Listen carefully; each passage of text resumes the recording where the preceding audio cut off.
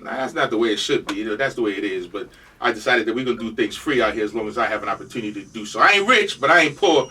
And you know, pennies spend too, so you can get down with your brother. Just reach me at Like It Is Radio or call me here at the station. The 5th annual Kemet in the Desert series, spreading knowledge, and that's what we're gonna continue to do because we have a guest in here who has 92. I say 92,000. Yo, why get no. Student really didn't mess up. You know, I tell you things ahead of time. I told you about Trump, didn't I? But anyway, we ain't gonna go there. We're gonna live with him, and y'all gonna figure out that I was right. In any event, I told you some things, and this man has told us some things. He has over 92,000 followers on YouTube. Yeah, y'all home from school today. Y'all wake your kids up. They know who young Pharaoh is. You may not, but I'm sure they do because it's intergenerational thing we try to provide here, not just intermelanated. But this young man here, I ain't gonna ask his age because I already know, but he has 92,000 followers on YouTube. He's spreading knowledge in a different way. He's talking to the kids. Now, I don't mean the kids. Yeah, I'm a senior citizen. I got my AARP card. I ain't gonna lie. I like that movie discount. You know what I'm talking about? There's a movie discount with that. But in any event, this young man is serving us with preserving the knowledge. And I'm saying it's not totally free because he has an event here this weekend.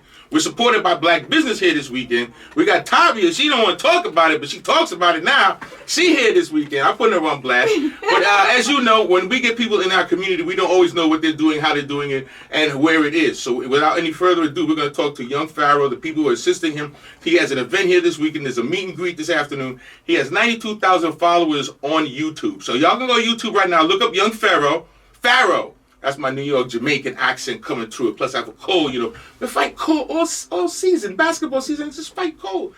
When I go to the gym with them kids, I just get sick. But in any event, young Pharaoh is here in our town. I'm just going to let him tell him who he is, what he is. And I know we can't conceptualize it, but here's an opportunity for you, Las Vegas, to get out and meet somebody at an event. And you know, this is what happens. This is how I got it. I got to these events. I listened to people. I did a little bit more research, the due diligence of listening to what they say, and then go in and find it out. You see, we didn't have Google back then. Woo! You had to use the Dewey card system. Y'all know what that is? Every book in the library has a number, and it's alphabetically challenged. Yeah, you say, yeah, I remember that. That one time I went to the library, but I was a master of the Dewey, because it's the Dewey card decimal. So it will tell you where books are related to the subject you're looking for. You just got to go find them.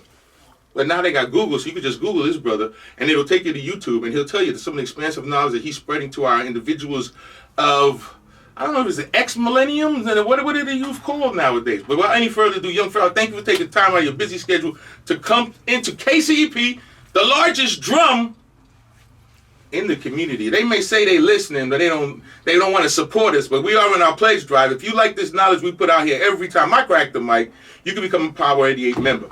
Mr. Pharaoh has done so. So shut your mouth. You know what I'm saying? He's a member. He's committed to the knowledge of giving our community something that does not exist. Young, do I call you young? Do I call you Pharaoh? Do I call you Mister? What's up, man? Not Mister. Not Mister? Not Mister. Come on, man. You feel like a slave master. Oh, man. See, you already know the knowledge is coming. This is young Pharaoh. He has an event. He's kicking it to the yos of us who may not have just know how to use the millennials forces that are out there, which is using the internet. This is a powerful vehicle. He's been traveling all over our state, our country, just spreading knowledge for a little while. I'm just going to tell us about what you do, what you want to do, your mission statement. Young Pharaoh, thank you for coming to KCEP. Most definitely. First and foremost, I got to come with my signature phrase. Peace, peace, family. Peace, peace to all the family out there listening. I want to give a special shout out to this station, KCEP, everybody on this panel involved with my presence and me just being here today. So I definitely got to put my love and my gratitude on the table before I start. You know, Vegas, this is my first time in Vegas. For those of you in Vegas who may not know me, you can get to know me very well on social media. So I want to put that out there. You can go on my YouTube, Young Pharaoh. Just type in Young Pharaoh. You can't miss it. Well, hold on now. This Vegas, you got to tell them how to spell. They can probably spell young, but I know they messing up that Pharaoh part. Let me get it. Let me get it all the way right for y'all. So y'all got the young. I'm pretty sure y'all got the young. But when it comes to the Pharaoh, don't worry, because I used to butcher it too, and it was my name. Pharaoh. That's AOH after the R. So once again, Pharaoh. Young Pharaoh. If you type in young and hit P, YouTube will probably finish it for you. For sure. So with that being said, Young Pharaoh on YouTube. Instagram, Pharaoh Allah. That's PHARAOH_ALLAH. No, I'm not a Muslim if you was wondering that. Just to answer your question telepathically. And same thing for Twitter, Pharaoh_Allah. And for Facebook is also Young Pharaoh. So you can get to know me. Check up on my videos. Message me personally. I'll respond back. And if you got any questions after this interview we finna do, as far as interacting with me or becoming in tune with what it is I got going on, those are my social media sites. And as far as me, as you'll see, if you're just now becoming familiar with me, people, they like to consider me, you're a leader in the black community.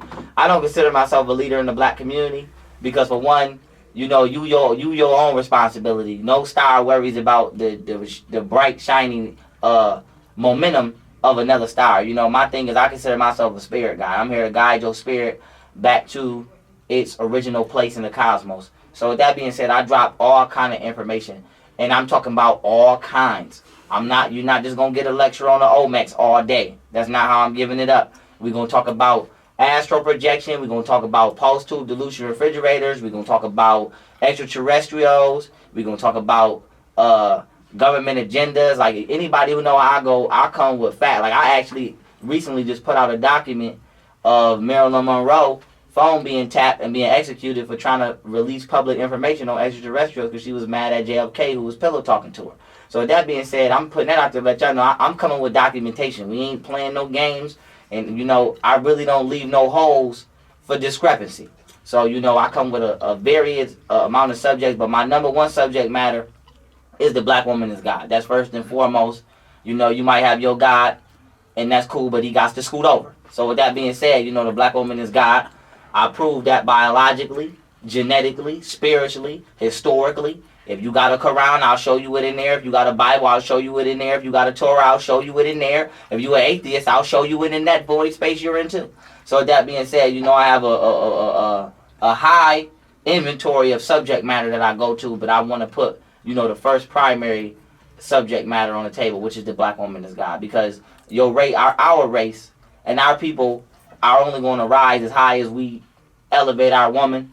And right now, we are matrilineal people, not just psychologically, but genetically as well. But we're living underneath a patriarch guise of psychology. And until we rid ourselves of that mind virus, we're going to continue to be at a lower level of existence. So, that's just a little brief introduction to myself, to all the family listening in. Once again, if you want to delve a little deeper into me, that on a level I may not be able to fully express to you now, you can follow me on YouTube at Young Pharaoh, Facebook at Young Pharaoh, Instagram at Pharaoh_Allah, Snapchat at Pharaoh_Allah. And as the brother stated earlier, I will be doing a meet and greet later on today around 4 or 5.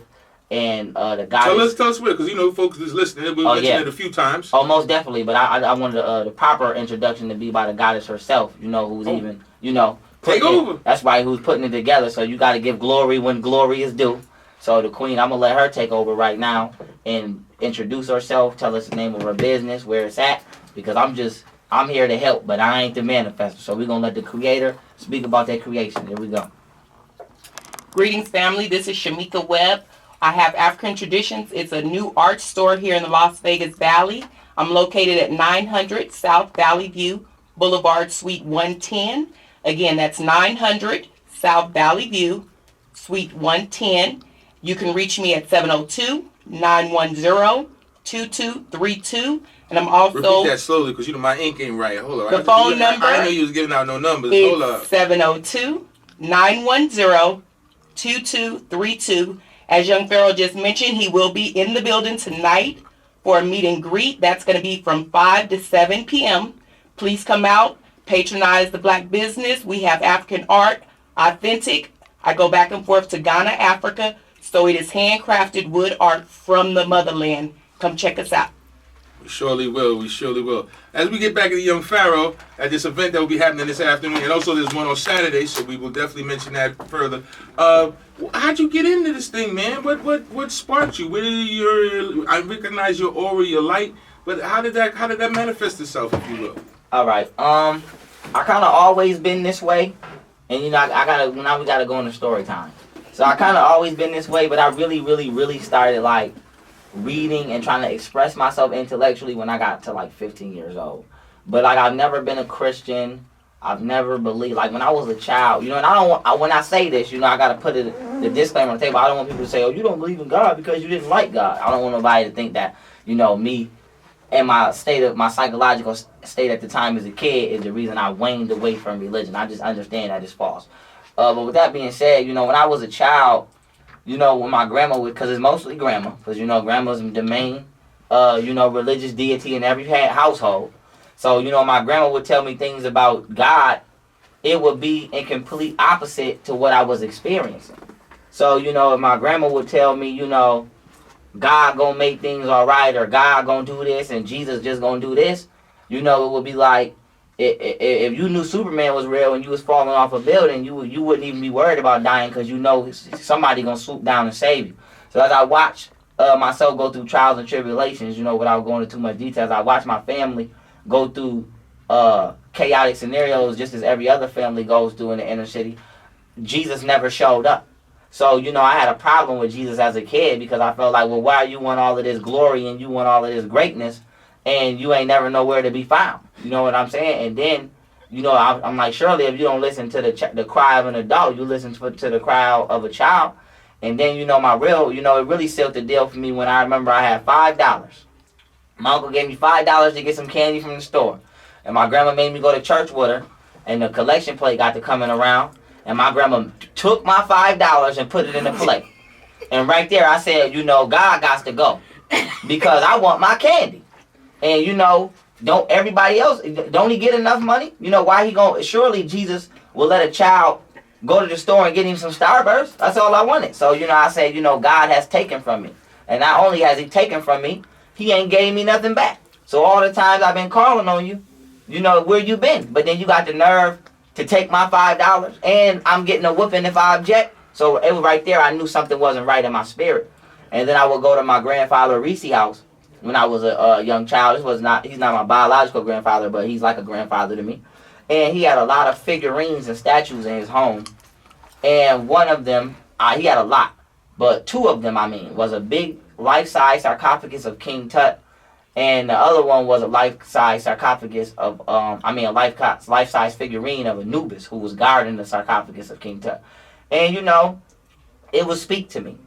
And, I got to veer off really quick because, the reason that, America doesn't allow Afrocentric imagery out is because images resurrect memory in the DNA. So when Hold up. You just blew half Vegas away. You got to have to say that again with a little breakdown to it. I understood what you said, but it's so powerful we need to repeat that. Well, you have memory stored in your DNA. And every time you have a child, you don't just pass down physiological traits. You pass down emotional and psychological traits as well. So, a lot of times your fears come from your ancestors. For example, you might be scared of water, but you ain't never drowned. But one of your grandparents might have drowned.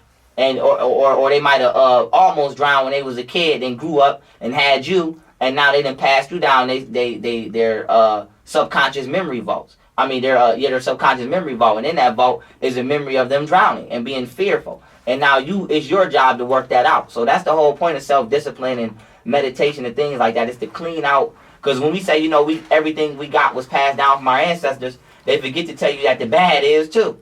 So the whole point of self-discipline is cleansing out yourself, genealogically, because everything you do, even the fact that you're able to think, comes from, your DNA.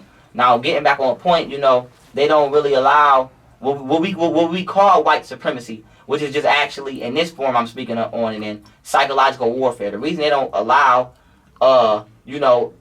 images of Granger or, black power invoking images out publicly is because it would awaken DNA that they need to continue to remain dormant within you. So if I showed you pictures of ninjas all day and you grew up seeing ninjas all day, you would try to be a ninja.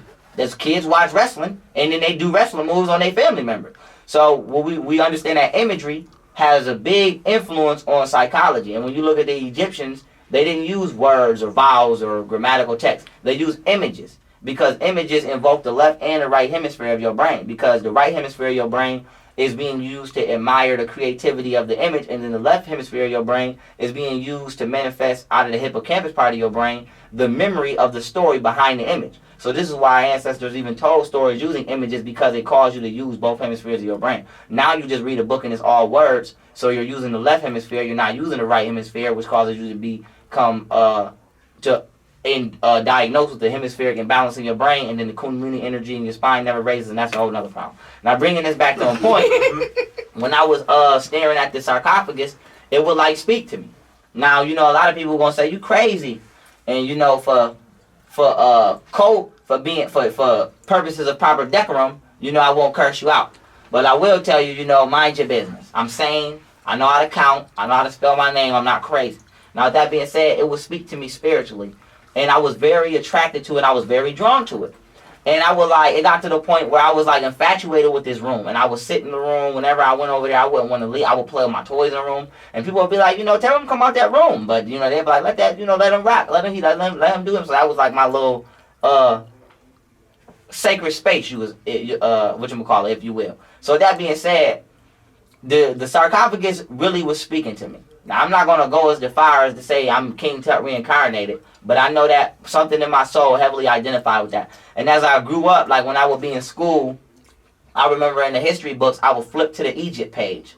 Now, if anybody remember being in school, in middle school or elementary school, you know, the whole class is always on the same page at the same time because the teacher's reading, you're following along. So, you know, different pages had different historical eras. So, like, they might be on, you know, castles in Europe and talking about knights, and I'm on the Egypt page. So with that being said, you know, I was always drawn and seeking out the history of Egypt. And what happened was, by the time I was always the smart kid, you know, like all of my friends, you know, and I come from a street background, but all of my friends would tell you, like, you know, I was always the smart one. Like I'm the one who you call and ask how you spell a word. So with that being said, when I got about the age 15, I started actually taking it upon myself to get books. So instead of me just, you know, finding books or coming across videos, I would actually go buy books. And I started reading them.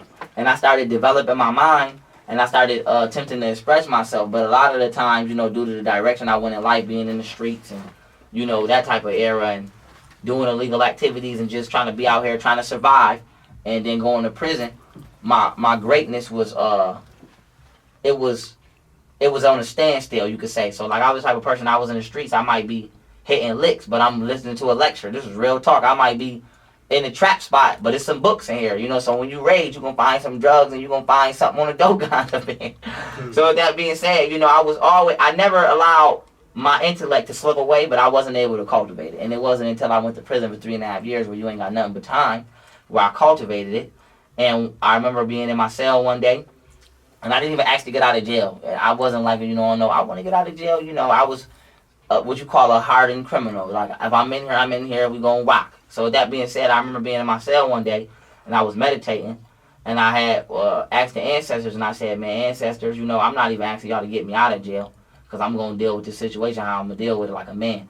But I remember telling them, I said, man, I'm honestly tired of being evil. It's the truth. You know, and a lot of people, you know, I got to say this because a lot of people talking about they in the streets, but it's a difference just being outside and being active. You know what I'm saying? It's a difference just being at your job and you, it's a difference between somebody working at cashier and somebody that just own the place. You own McDonald's. You ain't never in there. You just collecting a check. So we talk about being in the streets. I was in the streets. I was selling drugs, being very violent.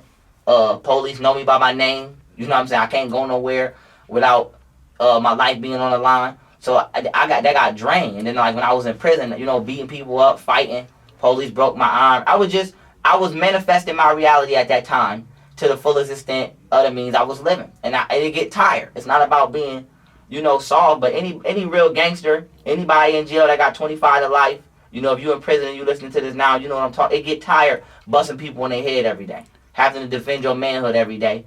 And then it will where the pain really kick in is when you realize that you know better. So now it's like I'm not even doing this as a fool no more. Now I'm doing this because you're not gonna respect the new righteous aspect of myself I'm trying to manifest, because that self don't get to exist in what we call the underworld. So y'all know what I mean. I was tired. And I asked the ancestors one day, I said, man, I said I'm gonna do what I gotta do while I'm in jail. I'm gonna play the game. But when I get out of jail, I just don't want to be back in the same predicament I'm in. I just want to be able to teach was one of them, and I just want to be able to live my life positively, and thrive off my mind. I don't want to have to. I don't want to have to engage in things that I no longer spiritually agree with. So, when I did that, right after I got done doing that meditation before I went to sleep, it was like I felt this light in my chest, and it might sound weird, but the only way I could give you an allegory for it or an analogy for it, excuse me, is like the Iron Man light in his chest. And I feel the light right now. And with that being said, it was like a light that was vibrating in my chest. And like when I started to do bad things in jail, I felt it go away. So like when I started fighting again and going to the box and doing all that type of stuff, I felt my light going away. So I understood then that like that was the ancestors, and they would answer my my request, not my prayer, but my request. And it's like ever since I started doing positive things and keeping my word, because a part of that was I told him I wouldn't engage in harmful things if need be. So with that being said, when I started to do them things or I felt myself psychologically drift, I felt that light leave me. But as long as I stayed on my path, I felt it in me. And so what happened was, I did the duration of my sentence, not to give y'all no jail story, so we're going to skip out of that. I did the duration of my sentence and I came home 2015 in July. And it was like the universe was testing me. And it was people coming up to me from the streets, offering me, I'll give you 100,000 if you do this. Because I was in the streets, you know what I'm saying? I was in them streets. I'm not going to play. So it was people coming to me, I'll give you 100,000 if you bust this move. And I'm coming out of jail, felony, no job. And I'm turning it down because I have faith in the entities that I became comfortable with interacting with. So I had faith. And I turned it down. I turned a lot of stuff down that would have made me, that according to the offer, would have made me a little wealthy quick. And whatchamacallit, I kept reading. I stayed on my positive thing. And one day, I was on Facebook. My first Facebook that got shut. Because Facebook shut me down a couple times. That's why I even went to YouTube. I was on Facebook, and I was arguing with my cousin, actually, over Christianity. And a pastor jumped on the stat. And next thing you know, it was like, I'm not making this up, it was like 70 people on my stat versus me. And I was digging Jesus. I was digging his chest out. And I was arguing with the whole buffalo. And I said, you know what? I can't respond to everybody fast enough. Let me do a video. And this is the first video y'all see of me getting my hair twisted. It's called Christianity is a Lie and a Black Woman is God. That's my first video I ever did, ever. And that video actually was my Facebook video response. And y'all can see I was cursing and everything, but that's because I was responding to everybody on my stat. And that video did 80,000 views in 3 days. So I said, dang, you know what I'm saying? Dang, I said, let me try this again. So I said, that can't be no fluke. So I did another video after that. Now, I don't remember what the second video was. I don't know if it was Spirit Diet or another one. But if y'all go down my YouTube channel to my first videos, they're all in the proper order that I uploaded them. And I did another video, and I posted that. That video did 70,000 views in 4 days. So I said, okay, mind you, my Facebook following is not that big at the time. It's only people in Buffalo. So I'm like, where's all these views coming from? So I did another video. I don't remember exactly which one it was. And next thing you know, I had 60,002. So I said, okay, I have a avenue to express myself. So I just started going crazy on there with my intellect and my understanding on life. And I'm hitting 80,000, 90,000, 100,000 in 2-3 days. So I'm like, wow. People responding to, because I was like one of them dudes who was trying to get a mixtape and trying to be a rapper. That's everybody's dream. You know what I'm saying? When you in the streets, I'm going to sell these drugs and I'm going to glorify it on the song. But I was like, I'm actually, it was shocking to me because you see rappers and stuff get a lot of attention. You don't see positive people get attention. So I don't know if it was my swag or my delivery, because I'm hardcore, but I'm not as hard. When I first, like if y'all go on my YouTube and y'all see my first videos, you might unsubscribe, because I was hard body way back about a year and a half ago. Still knowledge, Phil. It's just yeah. But when I'm trying to, not to cut you up. Yeah. We're talking with young Pharaoh. We are here. If y'all want to blow the phone lines up, because y'all was texting me, you know the number, 702-647-3688. He has an event this Saturday, but this afternoon there'll be a meet and greet. We just talked to the black business owner, and that'll be happening at African Traditions, 900 South Valley View Boulevard, Suite 110. I believe she said that's 4 to 5 in that time, but we need to go out there and check out this black business, because she's got some stuff up in there. Make your house melanated with those energies of these properties of people who look like you.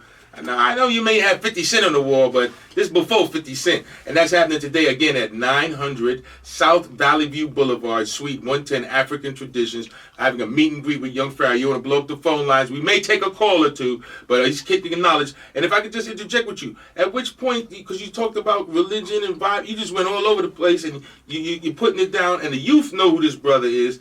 You oldest may want to get in line. But as you talked about the philosophy of not having religion, then you can connect the black woman in the Bible and the Quran and things of that nature. How does that manifest itself? If it's not something that we should believe in, why should we look to them to have the support of the graciousness and the glory of a black woman? That's a beautiful question, actually. What we have to understand is the word origins.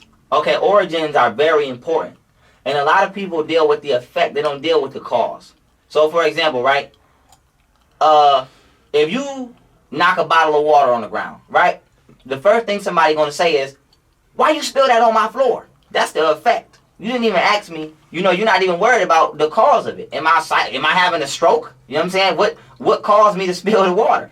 So we live in a world where people are just so ready to react. We don't never ask you, why did you even commit that to the action in the first place? So when we're talking about origins, we have to speak about the origins of these books. So you see the book, you see grandma got the book, mommy got the book, daddy got the book, whoever in the house older than you that seems to be the dominant authority figure in your location got this religious book. And they telling you all of this religious dogma. And you believe it because you trust them. So that's the origin. First of all, we got to talk about the origins. They ain't tell you where the book came from. They ain't tell you where nothing in the book came from. Only thing they did was successfully execute your indoctrination into this religion through the fact that you trust them. Because if we went to a foreign country right now and you never heard of Christianity, you never heard of Islam, you never heard of the Torah, and I came up to you and I spoke another language and I said, believe in Jesus Christ, and you never heard of him, you would be like, get out my face. You know why? Because we don't have a bond.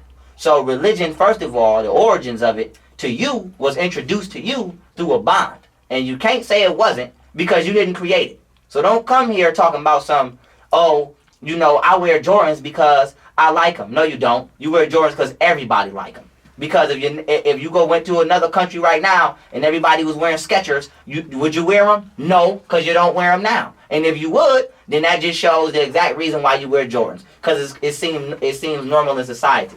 So that being said, we were introduced to religion through our parents who were successfully indoctrinated. Now, religion itself, all religions were created for conquest purposes, okay? By people that I would like to describe as the administration, the elites, Masons, occultic practitioners, whatever words you want to use. But people who wanted to conquest African people at that time. And what they did was, after they successfully polluted Egypt, I don't like to say destroyed, I like to say polluted, okay? After they successfully polluted Egypt, they began to create a spiritual system to conquest you. For example, when you go to church and you eat the cracker and you drink the wine or the grape juice, whatever you do, and it's called the Eucharist ceremony, which is the remembrance of Jesus Christ, and you're eating the blood and the flesh of Christ. People don't understand that not only is that a cannibalistic ritual, it comes from the Ptolemies in Egypt. So when the Ptolemies, okay, specifically Ptolemies the third and fifth, who was the grandsons of the original Ptolemy, okay, when Ptolemy tried to deify himself, he became Serapis, which was a combination of Osiris and the Apis bull. But he never created a temple for himself to be worshipped. So his grandson created the Osirian temple as well as the temple of Serapis. And then his Ptolemy the fifth, which would be the fifth Ptolemy, said, you know what, I'm gonna do you one better. Not only is you gonna worship my grandfather, I'm gonna make myself into a Christ-like deity, and you're going to worship both of us through a ritual called the Eucharist. And they made African people, who we call Egyptians at that time, eat bread, okay, and drink wine or grape juice as offering and remembering of the original Ptolemy. So now here we go. Because now that you know the science of that, we want to talk about origins. You're not Caucasian.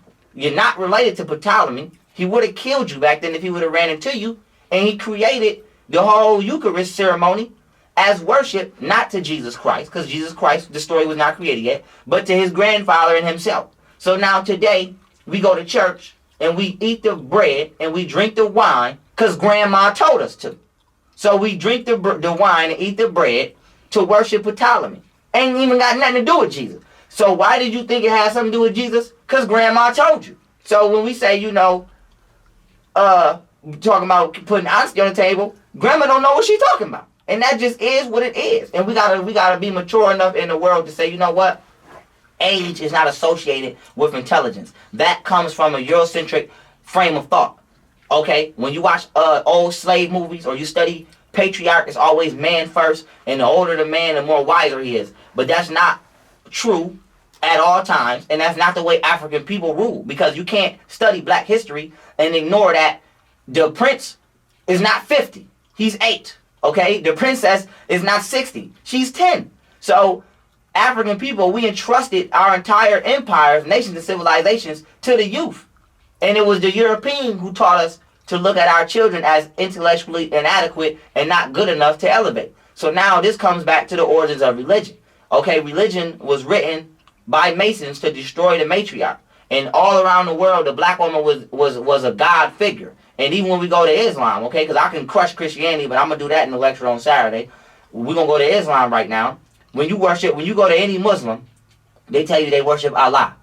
But ask them how old the word Allah is. Because before it was Allah, it was Allat, A-L-L-A-T. And then they tell you that the Egyptian deities, all the female deities, have T's at the end of their name to denote their feminine nature. For example, you got Mayat, Sekhmet. I can go all the way down the list. So in the Middle East over there, which is actually still a part of Africa, okay, not even really the Middle East, you're still in Africa, but outside of that, they worship Allat, which was a female fertility goddess. And then what the Caucasian did was he said, okay, after he created Christianity at the Council of Ephesus, because it wasn't at the Council of Nicaea that Constantine got it started, but it was Christianity was created during 5th century AD at the Council of Ephesus. And this is where you get the book in the Bible, Ephesians or Ephesians, however you pronounce it. And God considers the Ephesians or the Ephesian people holy. That's because that's where the religion was created. But outside of that, coming back to Islam, what happened was the Pope and all of these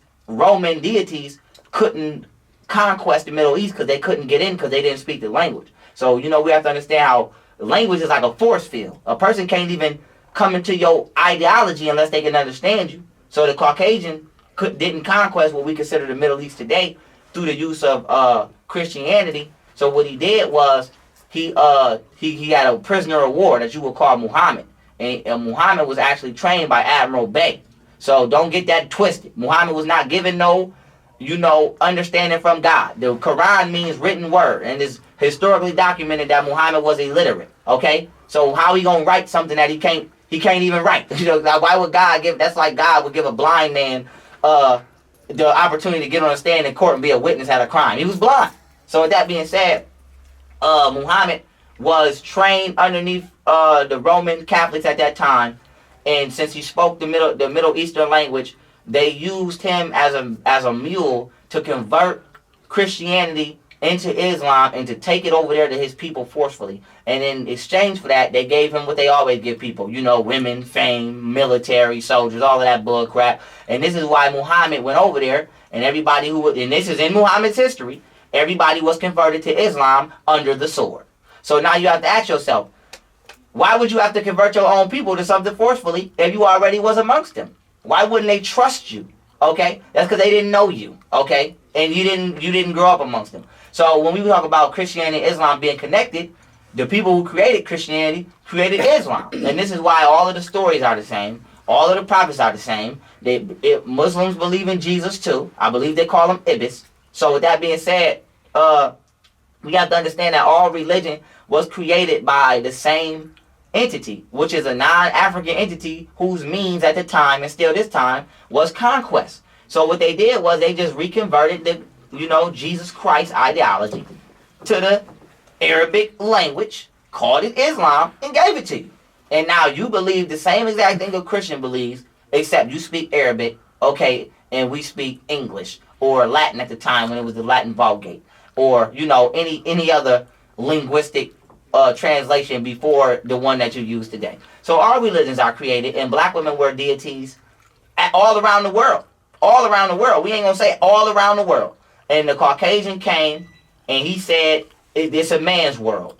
And what he began to do was to pillage our spiritual system, and by giving us caste system and hierarchical systems that put man first. So any religion you go to, including the Bible, okay, God was a woman first, and they turned him to a man. And I just showed you in Islam with the origins of the word to give you a little juice. And the last, dagger we're gonna put in Islam is, they have a 3-letter word spelled RHM, which is Ruhum.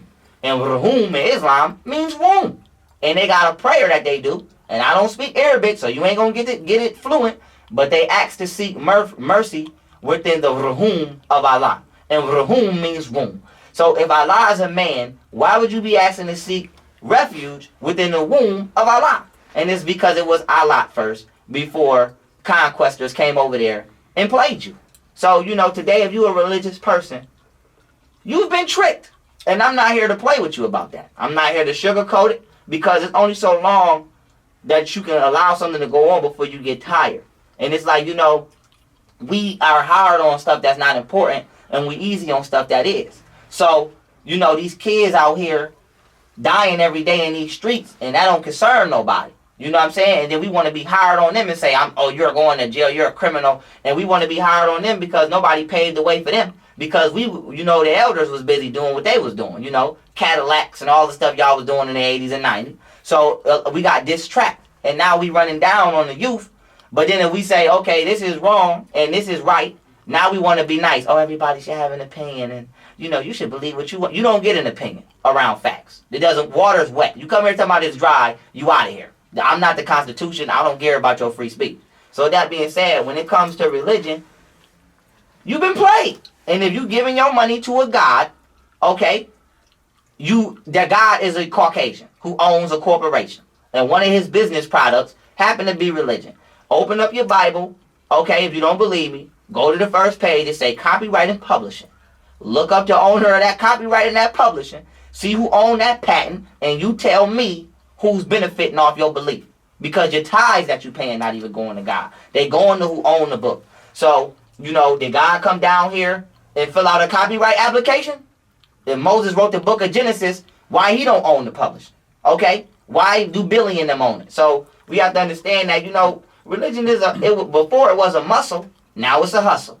So which one you want? You already got beat down by the muscle. Don't get beat down by the hustle. So, I'm going to pass the mic back to the guys. But, it's got its origins, and I'll go in depth on the origin. I got an entire lecture called The Black Woman is God on my YouTube, where I show you Bible verses. I go step by step, and, I'd be giving a whole lecture right now if I did that. But I just need to open y'all minds up and get y'all to think, because some of y'all afraid. Some of y'all know better, but you afraid. And you got to get that fear out of you. You got to, my grandma know.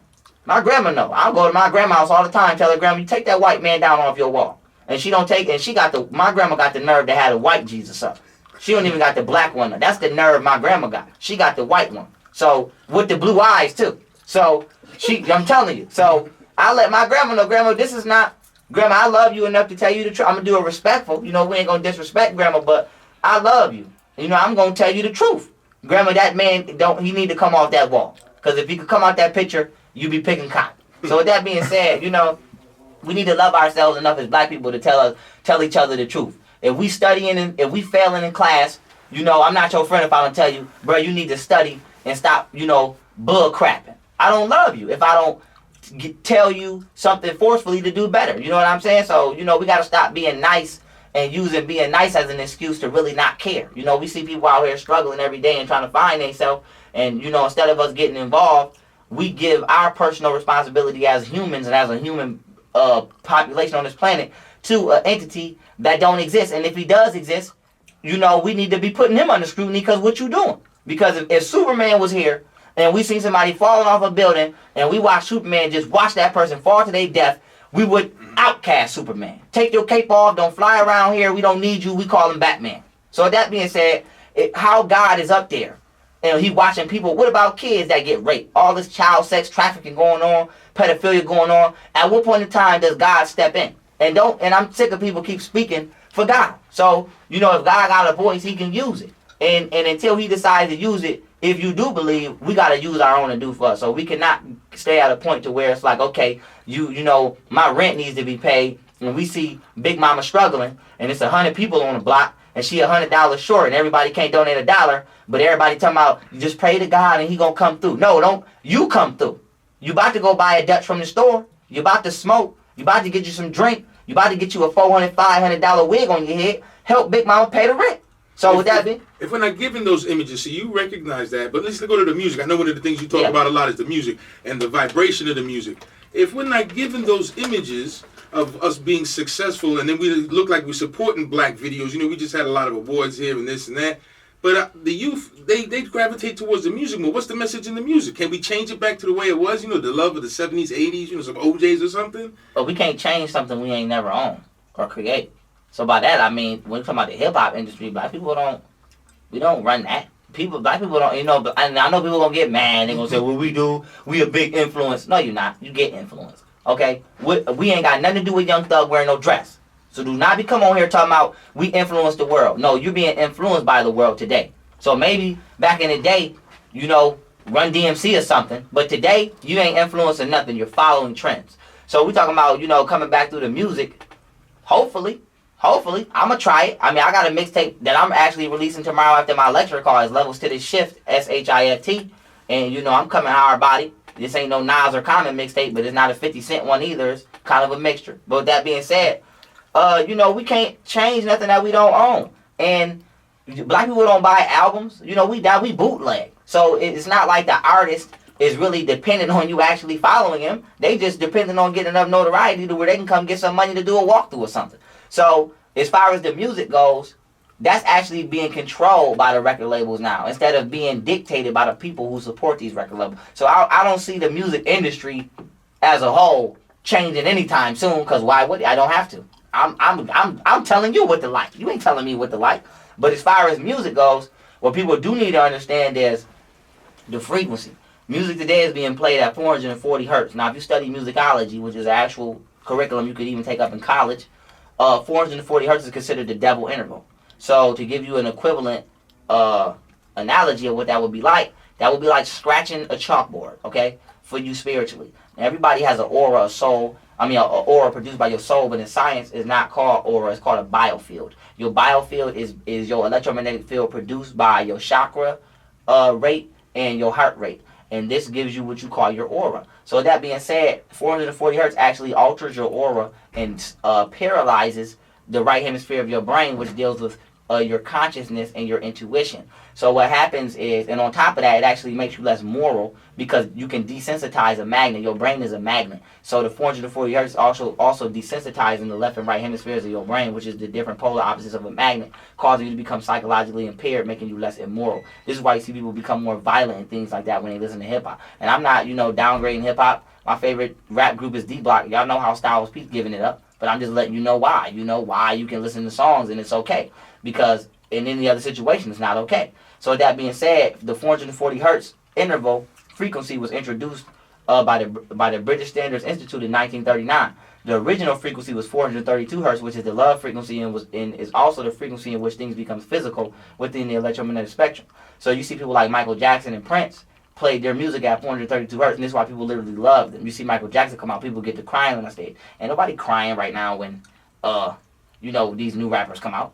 So with that being said, we can see people like Future have a song called Freak HOE, and you like the song, and you can bop to it, because it's at 440 hertz. So, your consciousness is actually basically imprisoned at that time. So you consciously don't have the capacity to say, I'm not no, HOE.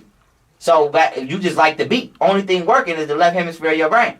So once the song goes off and you're living life and both your hemispheres of your brain are active again, and somebody walks up on you and says, hey, freak HOE, what's your number? Now you're offended because your right hemisphere of your brain was able to say, hey, I'm not an HOE. So, this gives you the science of how they actually neurologically reprogramming people today with the music. And when we're talking about, can music change, it's past that. We passed that stage. We might have could have changed it. We might have could have had a shot, but our forefathers, our forefront, the people that was at the forefront of this hip-hop era gave it up.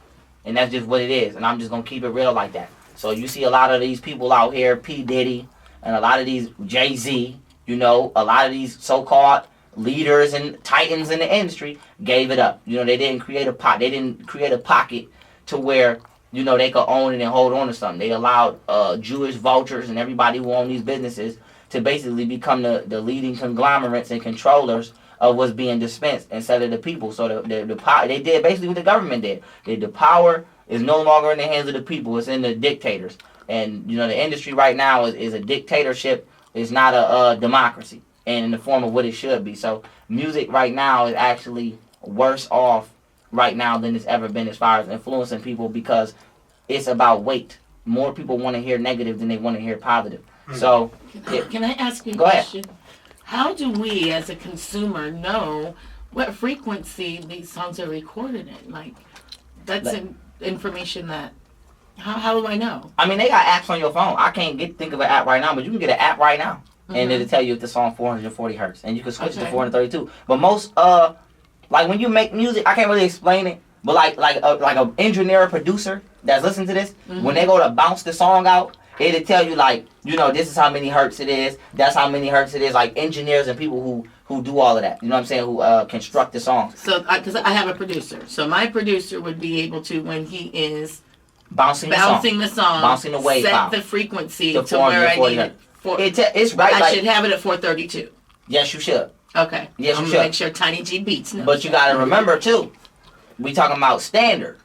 So it's so like, let's say if you got your song at 432 hertz, that's cool. But if you want to come through my record label, that's coming out at 440 hertz. Okay. But most people don't think about that. Most people don't care. They just feel like, I got a hit record. Y'all want to sign me? Let's go. But now that you conscious and you want to be positive, and you say, damn, well, I want my song at the love frequency. Now you realize the block. Because you might have a beautiful song, and Sony might say, yeah, that's a great song, but it's not playing at 432 hertz. Unless you want us to do you like we did Mike, you're going to turn that to 440. So that being said, people have to understand spiritual warfare. It's all electromagnetic. And it starts with your biofield. If you can weaken a person's biofield, you weaken a person's psyche. This is like, hold on, just tell everybody what we're doing. This is Like It Is Radio. We're talking with young Pharaoh. He has an event this weekend. There's a meet and greet this afternoon at 900 South Valley View Boulevard, Suite 110. African Traditions. You can come here. The brother's he's diverse and complex on a lot of different levels. He has over 92,000 followers on YouTube. He's been putting these messages out to our community. Now, if you got kids in your house today, I'm talking about, I mean young kids, but I mean younger than me, they probably know who this brother is. This is an event that will be good for you to go out there. It's intergenerational, and we got a couple of minutes left here. So we just hollering with this brother to gain knowledge of what's happening on the larger black diaspora. He's been putting it down for a minute. This is the introduction to Vegas. This has been going on. There's a whole nother level of, I don't want to call it psychology. I don't want to call it black Africanism. I'm just going to call it consciousness that's happening on the internet. There's a whole group of people we're trying to get in here. He happened to be the first one we're grabbing to. He's here in this town. We might as well go out and check out the energy he's putting down. We got my man sitting in the studio, young Pharaoh. Good evening. Good morning. How you doing? Welcome to the Like It Is Radio Nation. Tell me you got me locked in on Facebook. You're a constituent. You're already listening. Yes, my brother. How you doing, brother? Brother Khalid from Man Down Boxing. How you doing, brother? Hey, I'm doing well, sir. Thank you for calling in. What you got? Oh, man, what you got? And what the brother got over there? Where that brother been all this time, man? The brother been cultivating, man. That's how we connect you here. You know, Like It Is Radio Power 88. We ain't gonna leave no stone unturned when it comes to talking about blackness. Yes. It's part of what in law, in the name of Allah, the merciful and the merciful, inshallah. Okay, brother, you know, everything that y'all basically talking about at this particular time, it is absolutely 200%. 200. Not 100, 200. And I've been waiting for somebody to enlighten and entice the mindset of the people. Because, you know, we're still in triple state darkness right now, brother. You know, and we got to keep it going, brother, because especially when you started talking about that rap music and all that. I mean, it's like, it's this really detrimental to us. And I keep saying this, man, that gangster rap is a conspiracy to kill off black people. And that's all I got to say, man. Y'all just keep it going. Keep it going. And I appreciate everything that's being said. And we just really need to educate our people, man, because we just don't know who we are. We really don't. Most definitely. I appreciate the call, and I appreciate the support. And you know, it's things like platforms like this is great when they utilized properly, because it get lonely at the top, but then when you realize there's other people at the top of their own mountains, then you know we connect like that. So we out here. We gotta just come together. Because back one of my physicals I'm dealing with, which, you know, that's the woman. You know, she's a Christian, right? And once again, you know where I'm taking this to, pretty much. And as me being a Muslim, and born Muslim that is, and even though all of us are really born Muslim, but like I said, we get so brainwashed. You know what I'm saying? Oh. It's so brainwashed, brother. And Right. right now, I'm dealing with her in situations like that about Christianity. I'm trying to break it down to her, but she don't understand what's going on, brother. Because she said she just leaning one way. You know what I mean? Her mind is leaning one way because she's still stuck in that mode. You know what I mean? Right. And when you started talking about the situation with your grandma, you was like, hey, listen, grandma, I love you, this and that, but you got to take that blonde head situation down off the wall. Absolutely. That's right. Absolutely. All right, That's bro. right. We appreciate you, man. You know, and everything will be listed right there on our Facebook page, also at Like It Is Radio. This is what we've been doing is having the pleasure of talking with one of our young intellectuals. As you see, he's covered a diverse subject matter from the Bible to the black woman to the vibes and the frequencies and the decibel levels in your kids' music. So I'm gonna tell you, all this comes, and I'm up there. I ain't gonna lie, I got my AARP card. But this brother's putting it down for the younger generation to give them the knowledge they need. We got Lady AK in the building for a minute. I just want to introduce her as one of my co-hosts on the breakdown and, you know, the social activist stuff she does. I just wanted to know if you had a question before we get up on out here. Just, you know, I just brought you in here impromptu. I hope you was listening to this brother. If you can't turn her mic on there, Tim's, we give her a little second to elaborate because you was already talking about the queen. She represents the queens out here in the major league. Right? I'm telling you. That's what's up. I appreciate you, Franklin G. Shout out to Like It Is Radio. My big bro in the building, I should have known. Anytime that knowledge is coming to this city, it's either Franklin G, China Hudson, or LJ Edmondson that brought him here. So I definitely value that. I just wanted to address the brother that called about his grandmother.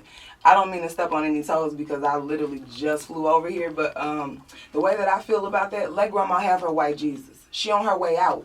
You the new elder, brother. You set the standard for the ones that are coming up. Leave grandma alone. She ain't bothering nobody. She already did when she taught it to us. Let her live, let her do her. But when it comes to that youth, that's where our focus should be, is on the youth so that they don't repeat those same patterns. But in any event, we back to Like It Is Radio. As you were just dialoguing, AK, would you like to interact with dialogue? Yeah. Oh, no, I'm the one that actually made the comment towards grandma, using my grandma as an example. And I want to put that out there, that the reason I put that out there is I understand your understanding, but that's not, it's two reasons why we can't do that. For one, I'm going to just get a basic, because that's being lazy. That's like saying, you know, let them kids just bust their head. They going to be kids. Or, you know, let them kids, if what we got to do is we got to understand that somebody got to stand up for what's right. We cannot be making excuses. If I know my sister's in a domestic violence relationship, for me to say, well, she ain't going to leave him anyway, that's just me convincing myself to not get involved and be lazy with a situation with somebody I care about. Absolutely. So my thing is, you know, what my grandma is, grandma, I love you. And I got to be able to look you in your eye. Because what we got to remember is, grandma not going nowhere. She's just going to leave that vessel. But her consciousness is going to be gravitated towards what she remembered on this plane. So it is a such thing as a ghost, and a ghost is emotionally attached to what they believe is unfulfilled. So if my grandmother is waiting for Jesus to come back, and then she passed, how does my grandma know to return to the solar system? Because subconsciously her ghost is still waiting for somebody else to deliver her. So now we're dealing with paradoxology, which is intellectual frequencies trapped between 90-degree intervals that we call dimensional shift. So you have to tell somebody that something is a lie. If not, when they cross over, they'll still be attached to what we call an illusion. Now, with that being said, that's one. Then point two, the reason that I would tell my grandma, if my grandma passed away, she came to me a dream, I would say, Grandma, it's nice to see you, but you better not be in my dream talking about no G. And the reason that we gotta go there is because the Bible is, once again, occultic. So the King James Bible, which is black people's favorite Bible, was written by somebody who wrote a book also called Demonology, How to Summon Spirits. And Lucifer and Jesus in the Bible is the same entity. This is why Jesus calls himself the morning star and Satan calls himself the morning star. So what you don't know is if you're worshiping Jesus and you're doing the Eucharist, you're partaking in cannibalism, which is a demonic satanic ritual. If you're calling upon Jesus, you're really calling upon Satan. Okay. So I'm going to say, we don't want our grandma devil worship. I'm being waved at by so many people. My engineer got control of the show, so we're going to get up out of here. But I tell you, this is all happening. community today. There's a meet and greet at 900 South Valley View Boulevard, African Traditions. You've been listening to young Pharaoh. He's been putting it down. He has over 92,000 followers. I know, AK, we got to bring him back so we can dialogue about this. I apologize. And he also has an event tomorrow. Tell us one more time what the event tomorrow is. All right. 650 West Sunset Road, Henderson, Nevada.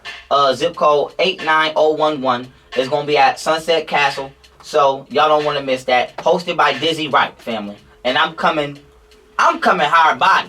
So let me let y'all know this ain't about going to church. This ain't no boring college professor lecture.